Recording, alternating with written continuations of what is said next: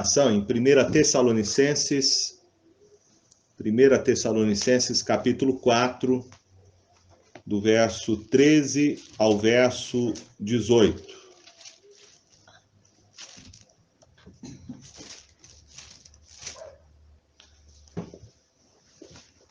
Primeira Tessalonicenses, capítulo 4, do verso 13 ao verso 18, diz assim a palavra do nosso Deus.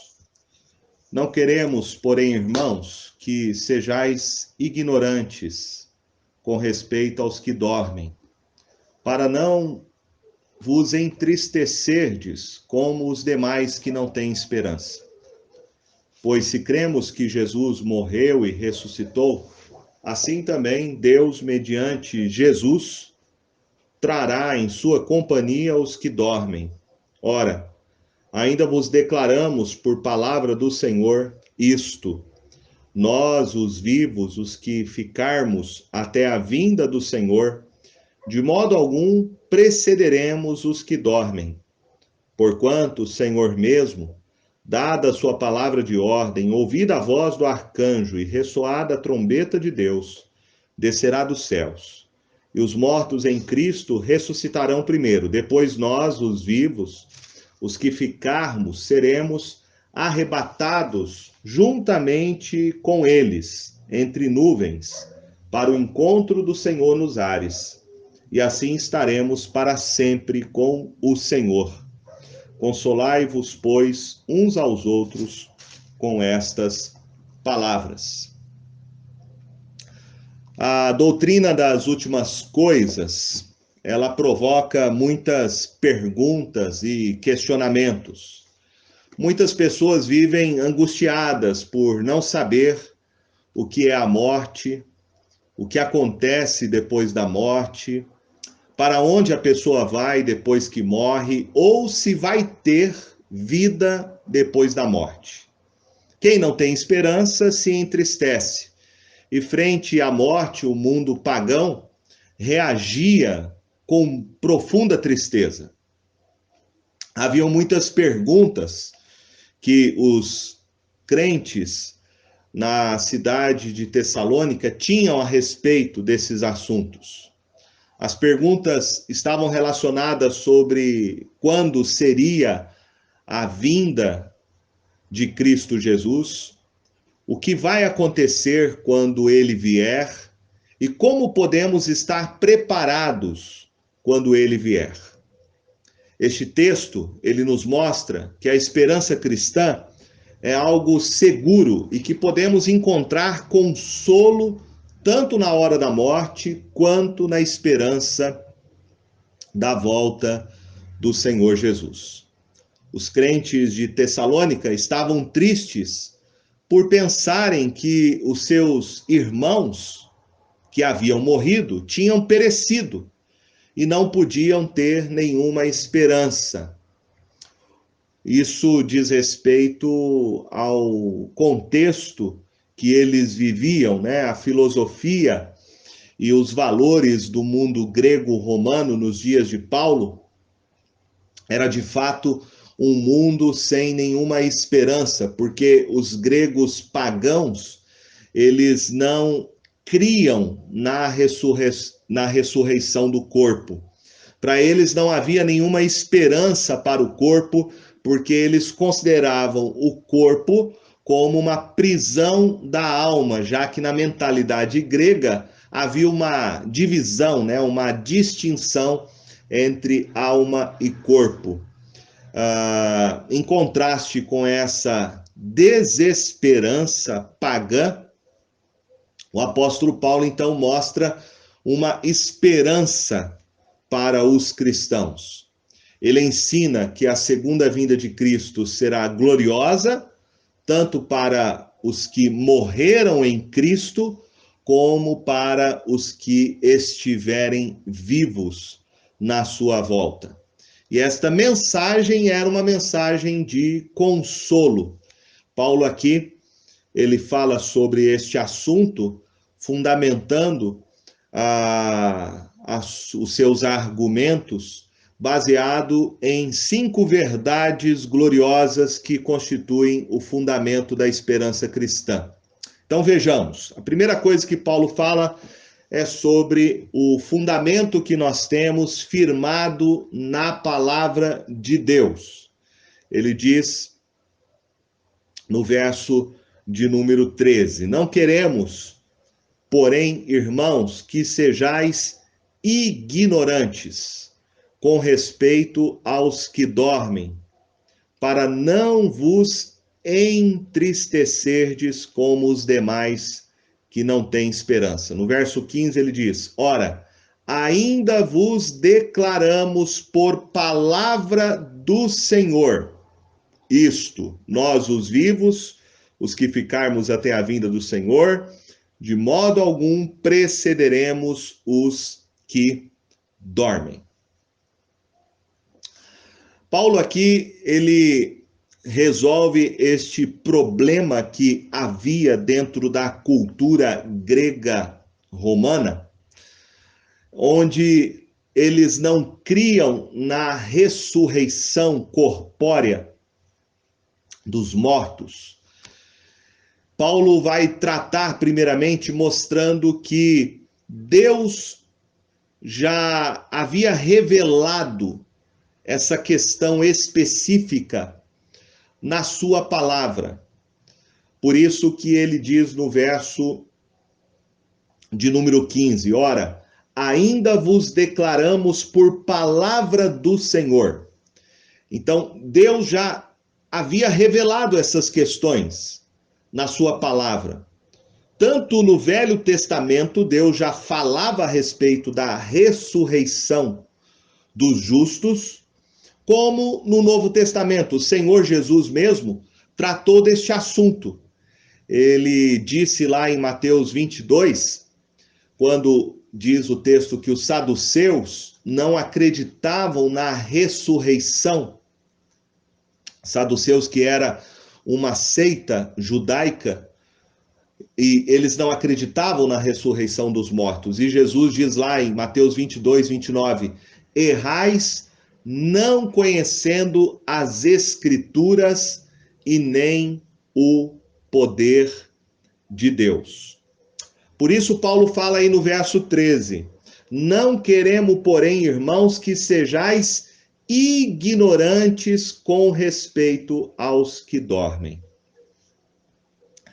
Então, Paulo exorta a igreja, os cristãos em Tessalônica, para que eles relembrem que o assunto da ressurreição e a volta de Jesus era algo que ele próprio já havia pregado e ensinado para a igreja de Tessalônica. Mas eles estavam sendo influenciados pela cultura grego-romana. Havia uma forte influência vinda de filosofias que negavam tanto a ressurreição física quanto colocava em dúvida a volta do Senhor Jesus. Então, este é o primeiro ponto de Paulo. A Bíblia trata a respeito deste assunto. Tanto no Velho Testamento, quanto no Novo Testamento, nós temos claras evidências bíblicas a respeito da ressurreição e da volta do Senhor Jesus. Por exemplo, lá no Evangelho de João, o Senhor Jesus falou acerca tanto da sua volta quanto da ressurreição, em João capítulo 5, do verso 24 ao verso 29, diz assim: o Senhor Jesus disse, em verdade vos digo, quem ouve a minha palavra e crê naquele que me enviou tem a vida eterna. Não entra em juízo, mas passou da morte para a vida. Em verdade vos digo que vem a hora e já chegou em que os mortos ouvirão a voz do Filho de Deus e os que ouvirem viverão. Porque assim como o Pai tem vida em si mesmo, também concedeu ao Filho ter vida em si mesmo, e lhe deu autoridade para julgar, porque é o Filho do homem.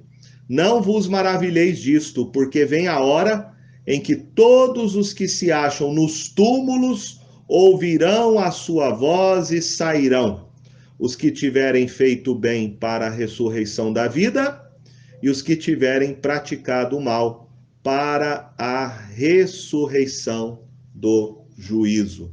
Então, o Senhor Jesus, durante o seu ministério terreno, ele falou tanto a respeito da sua volta, que é este dia em que ele julgará todos os homens.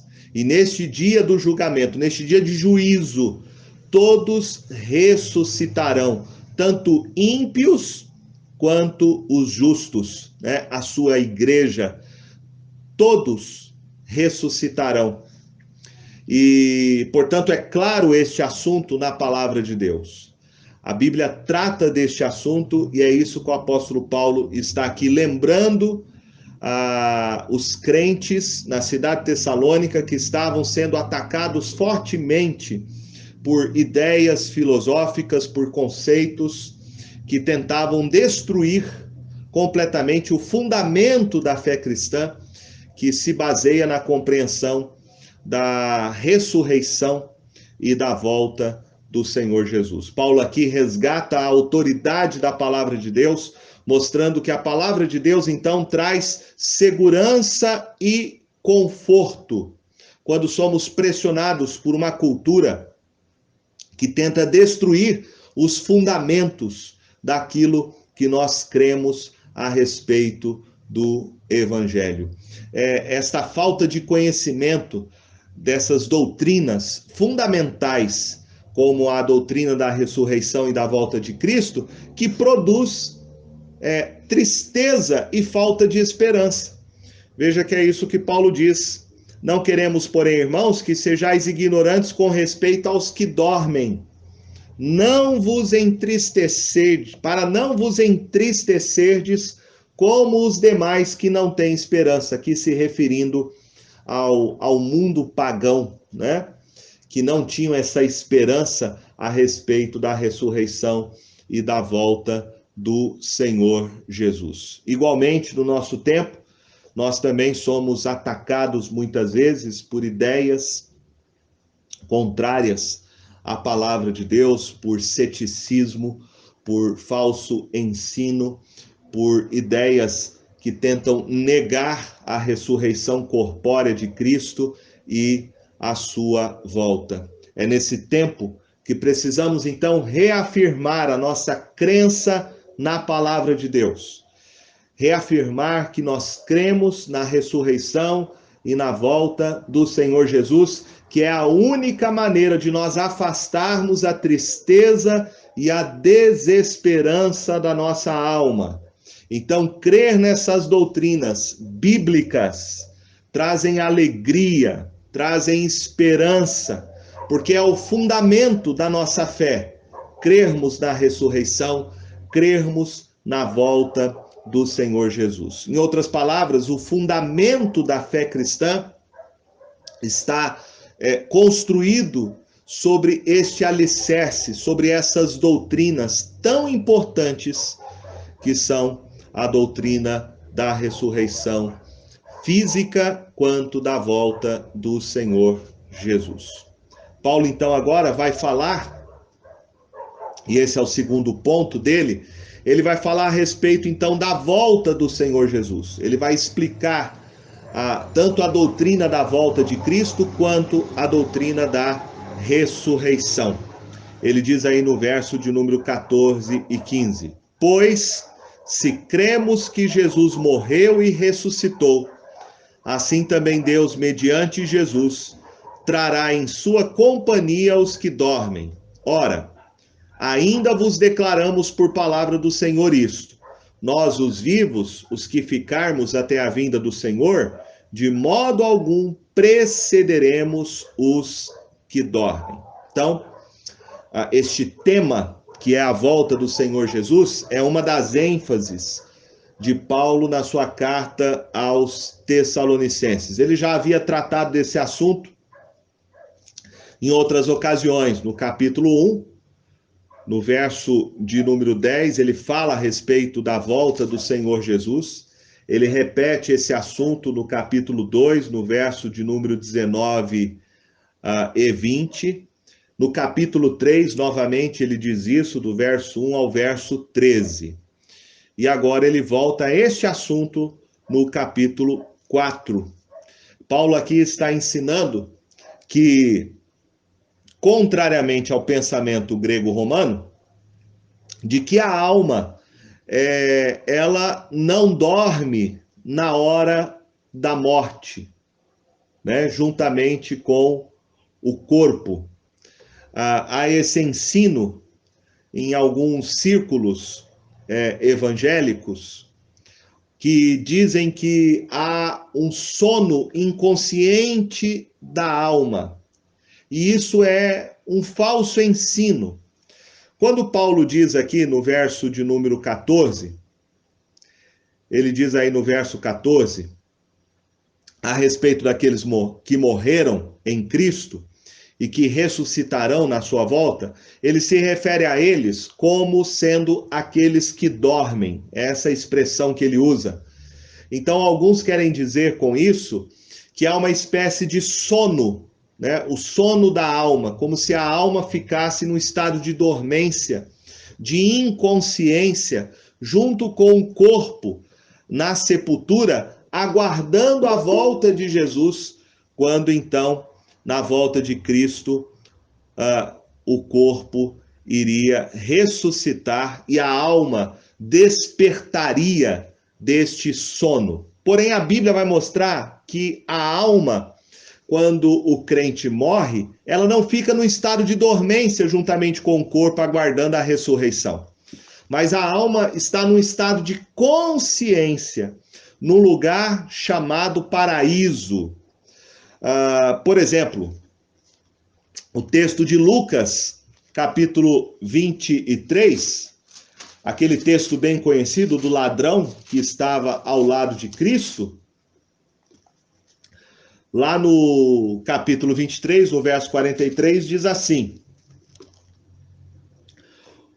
o Senhor Jesus disse para ele, né? O ladrão pediu para ele, lembra-te de mim quando vieres no teu reino, pensando aqui numa realidade futura, num reino futuro, provavelmente referindo-se à volta de Cristo.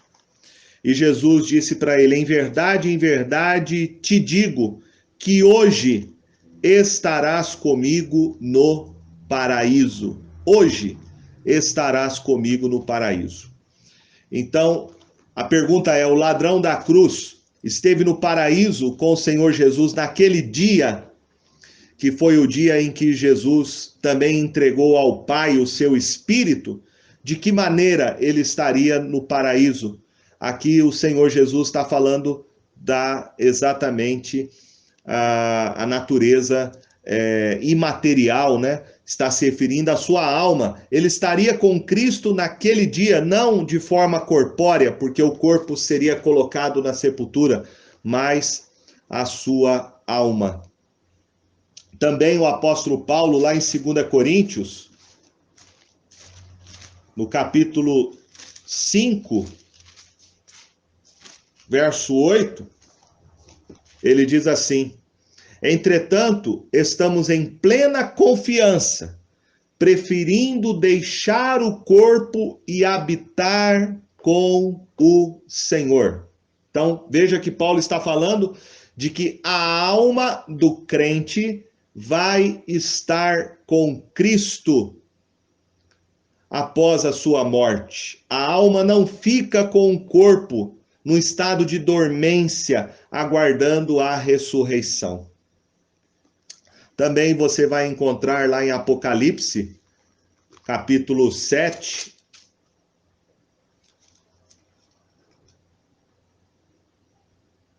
o verso 15, quando diz assim: razão porque se acham diante do trono de Deus e o servem de dia e de noite no seu santuário, e aquele que se assenta no trono estenderá sobre eles o seu tabernáculo. E o capítulo 20, verso 4, também diz assim: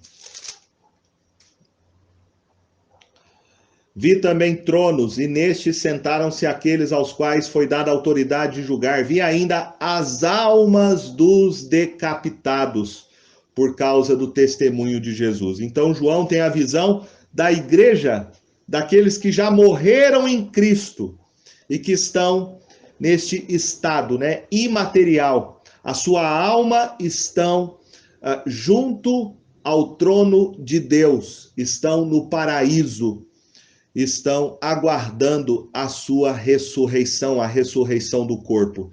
Então, quando o crente ele morre, segundo o apóstolo Paulo, a sua alma vai imediatamente estar com Cristo Jesus, aguardando então a ressurreição do corpo que se dará no dia da volta do Senhor Jesus.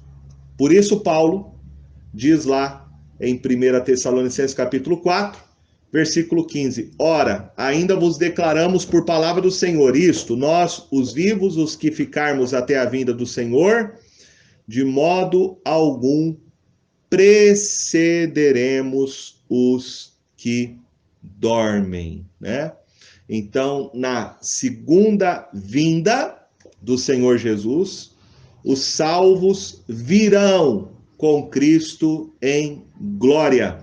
Ele diz isso aí no verso 14. Assim também Deus, mediante Jesus, trará em sua companhia os que dormem. Trará em sua companhia os que dormem. Aqui não está fazendo referência à ressurreição, mas esse estado imaterial de que a igreja, após a morte, que está com Cristo no céu, aguardando a sua ressurreição, o Senhor Jesus trará a alma daqueles que morreram e estão com ele no céu para se juntar ao seu corpo e ressuscitarem dos mortos. Ressuscitarem dos mortos. Então, os mortos em Cristo virão com Cristo em glória. Será um grande cortejo, segundo o apóstolo Paulo aqui, será um cortejo acompanhado dos anjos e dos remidos. E os vivos, então Paulo diz, não terão nenhuma vantagem em relação aos mortos em Cristo na sua segunda vinda. É isso que ele diz logo no verso de número 15. Ora, ainda vos declaramos por palavra do Senhor, isto é, nós, os vivos, os que ficarmos até a vinda do Senhor, de modo algum precederemos os que dormem. Então, os vivos, e Paulo aqui tinha uma expectativa, né, quando ele fala,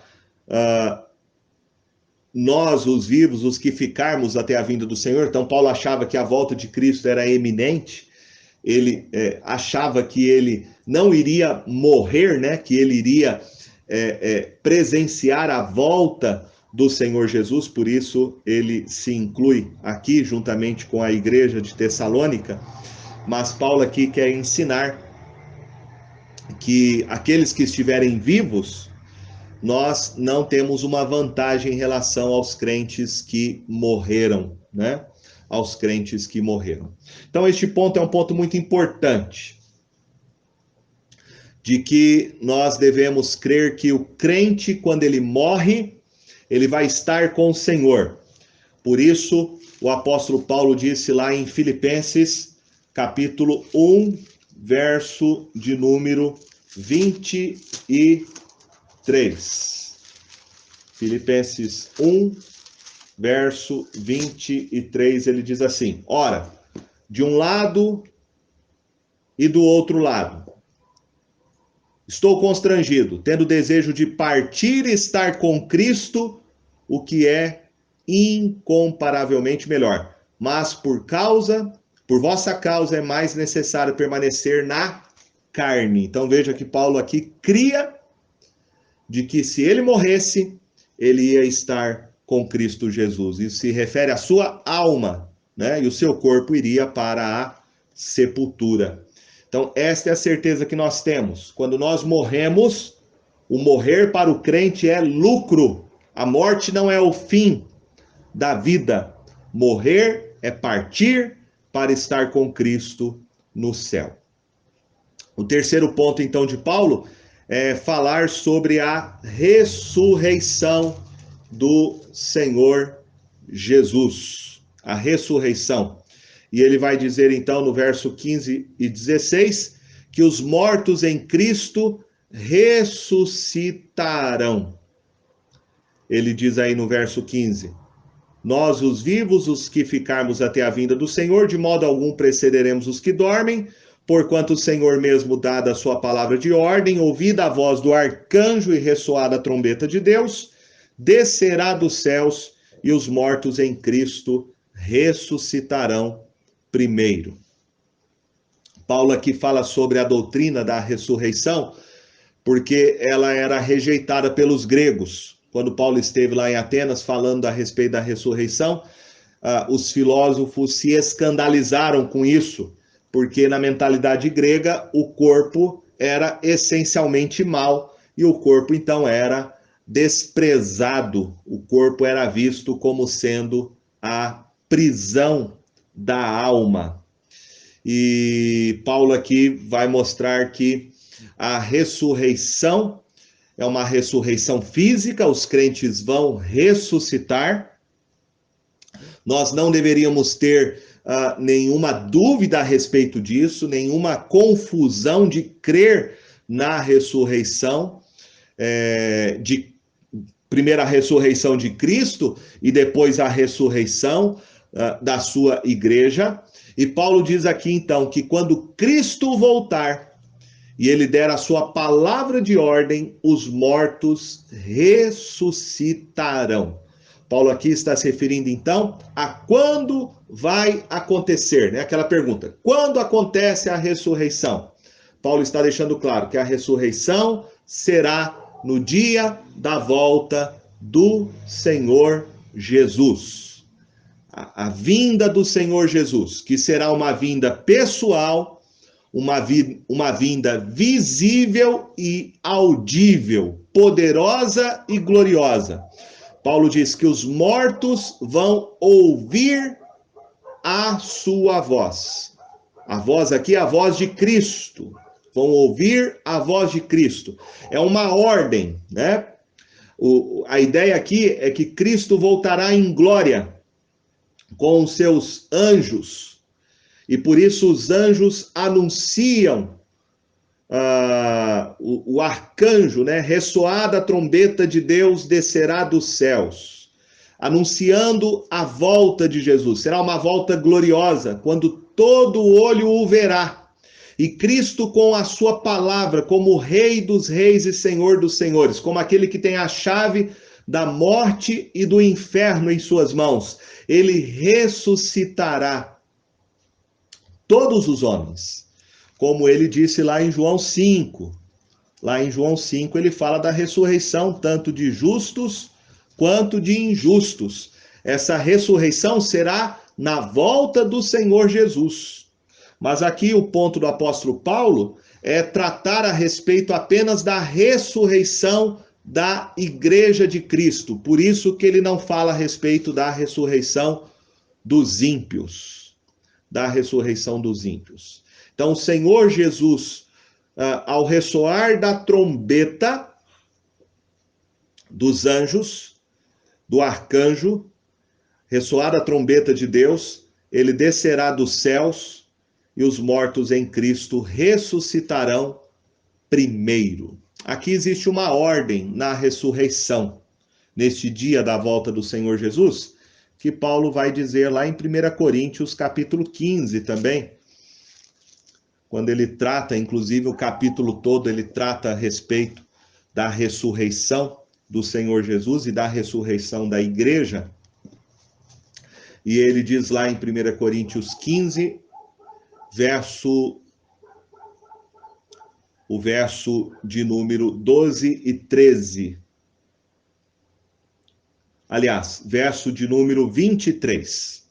Ele diz assim: cada um, porém por sua própria ordem, Cristo, as primícias, depois os que são de Cristo na sua vinda. Então, há uma ordem no dia da volta de Jesus. Quando Jesus vier, primeiramente, Paulo diz que haverá a ressurreição da sua igreja, depois a ressurreição dos ímpios. Quem vai ressuscitar primeiro é a igreja, são as primícias.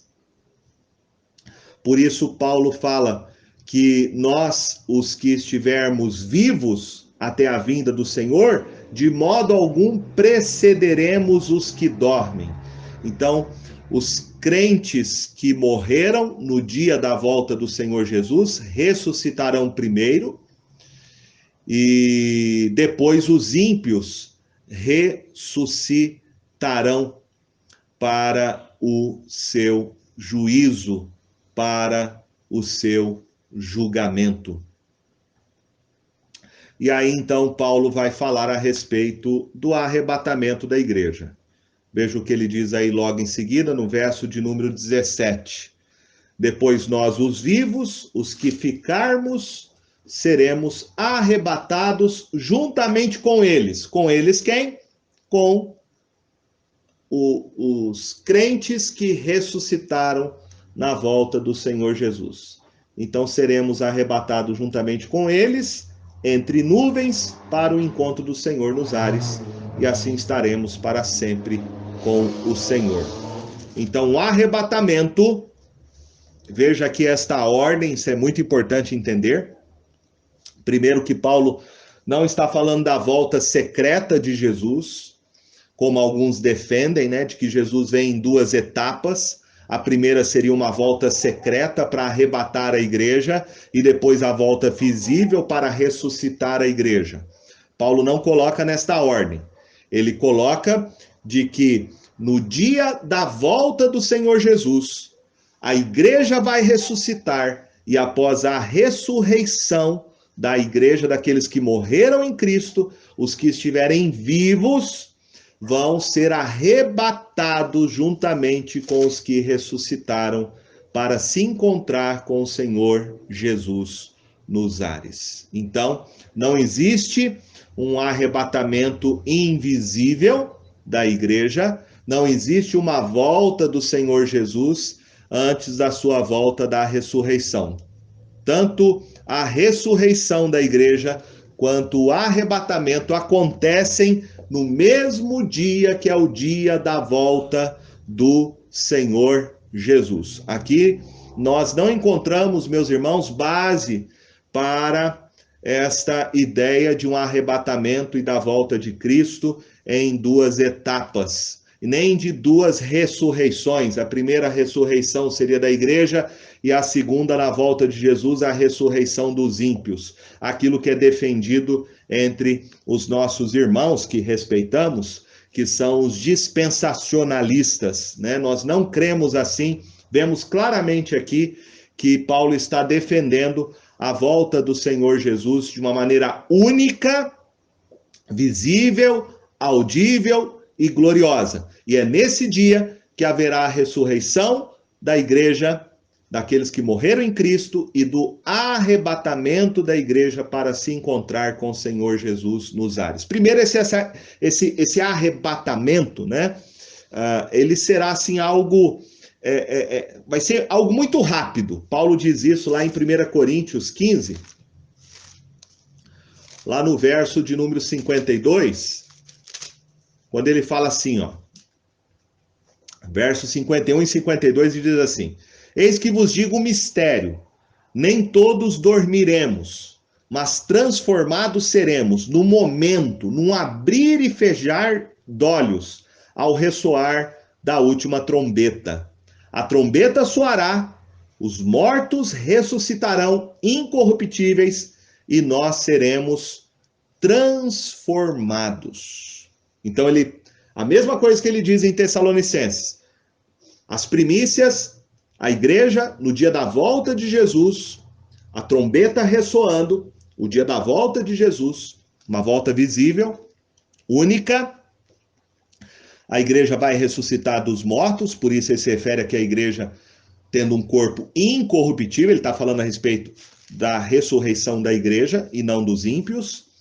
E nós, então, que estivermos vivos, diz Paulo, num abrir e fechar de olhos, seremos arrebatados, né? Num abrir e fechar de olhos. Aqui existe uma questão interessante para a gente pensar, é uma suposição, não é uma afirmação dogmática, porque a gente não tem condições de afirmar isso, de que há alguns que defendem que nesse dia, quando a igreja vai ser arrebatada, de que a igreja que estiver viva, né, os crentes vivos no dia da volta de Jesus, eles também experimentariam a morte.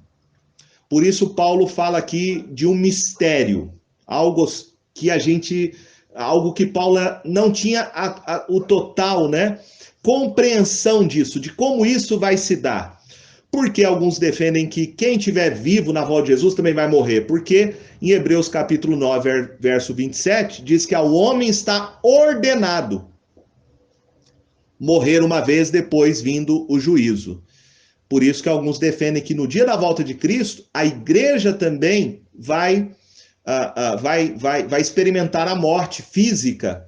Só que vai ser algo assim instantâneo, porque Paulo fala que é não abrir e fechar de olhos, né? Então, a igreja vai experimentar isso e, ao mesmo tempo, nós vamos ser arrebatados para, juntamente com aqueles que ressuscitaram dos mortos, os crentes que estiverem já com Cristo no céu. Então, toda a igreja sendo arrebatada para encontrar-se com o Senhor Jesus nos ares, né? Será algo muito rápido. Paulo fala num abrir e fechar de olhos. Num abrir e fechar de olhos, num piscar dos olhos. Será uma manifestação, meus irmãos, poderosa, o arrebatamento, né? A ideia de arrebatamento é essa ideia do Senhor Jesus tomar a sua igreja, sequestrar a sua igreja, nada vai deter a sua igreja, né? Aqueles que têm medo de andar de avião, nesse dia vão ser elevados às alturas em corpo, corporealmente, Paulo está falando, né? Porque é no dia da volta de Jesus, todos vão ressuscitar e a igreja estará então sendo arrebatada para se encontrar com o Senhor Jesus nos ares. O texto fala, para se encontrar com o Senhor Jesus nos ares. E aí Paulo não fala o que acontece depois, né? O que acontece com a igreja reunida com o Senhor Jesus nos ares. Mas ele diz assim, logo em seguida, e assim estaremos para sempre com o Senhor. Estaremos para sempre com o Senhor. Ou seja, haverá uma reunião. Estaremos para sempre com o Senhor. É aquela reunião que a Bíblia fala das bodas do Cordeiro. Das bodas do Cordeiro. A igreja, enfim, estará com o seu noivo e o seu noivo estará com a sua igreja. Bom, o apóstolo Pedro lança luz sobre essa questão do que acontece após o arrebatamento. Lá em 2 Pedro, capítulo 3, ele diz assim, falando a respeito da volta do Senhor Jesus, ele fala assim, esperando e apressando a vinda do dia de Deus, por causa do qual os céus incendiados serão desfeitos e os elementos abrasados se derreterão. Nós, porém, segundo a sua promessa, esperamos novos céus e nova terra, nos quais habita justiça. E lá em Apocalipse, capítulo 21, você tem lá o verso 1 e 2 dizendo assim, vi novo céu e nova terra, pois o primeiro céu e a primeira terra passaram, o mar já não existe. Vi também a cidade santa, a nova Jerusalém, que descia do céu, da parte de Deus, ataviada como noiva, adornada para o seu esposo. Então aqui nós podemos entender que no dia da volta do Senhor Jesus, os crentes que morreram ressuscitarão. Nós que estivermos vivos, devemos experimentar a morte num piscar de olhos e vamos ser arrebatados para nos encontrarmos com o Senhor Jesus nos ares. O que acontece? Nós vamos presenciar e vamos participar do julgamento dos ímpios, do julgamento do anticristo, do julgamento do falso profeta, vamos testemunhar a sua condenação dos ímpios, dos anjos caídos, onde serão lançados para dentro do lago de fogo e enxofre, que é a segunda morte. Vamos ver a restauração deste mundo. O Senhor restaurará este mundo. Lembrando aquele texto que o apóstolo Paulo fala que a criação geme, aguardando a sua redenção. Então este mundo será liberto do seu cativeiro. Este mundo será restaurado pelo Senhor. E nós, como igreja, como noiva, desceremos do céu com Cristo Jesus para vivermos aqui, neste mundo, em novos céus e nova terra, onde habitará a justiça. E então o que Paulo diz? Estaremos para sempre com o Senhor. Estaremos para sempre com o Senhor. Paulo termina dizendo para aqueles cristãos: consolai-vos, pois, uns aos outros com estas palavras. Então é isto que nos consola, nós sabermos que aqueles que morrem, não morrem, mas vão estar com Cristo. Os crentes vão estar com Cristo. Eles vão estar com Cristo aguardando o dia da volta de Jesus, quando então eles ressuscitarão. Os que estiverem vivos, a sua igreja, nós seremos arrebatados, se estivermos vivos até lá, para nos encontrarmos com Jesus. E depois viveremos com ele em novos céus, em nova terra. Estaremos para sempre com o Senhor Jesus. É crer, meus irmãos, é crer na vida eterna, é crer na ressurreição e na volta de Jesus, que consola o nosso coração.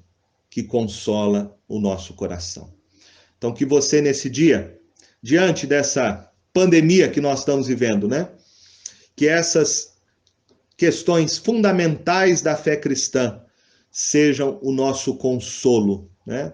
O nosso consolo de saber que se nós perdermos irmãos na fé em Cristo, eles não morrem, mas eles passam da morte para a vida, para estar com Cristo.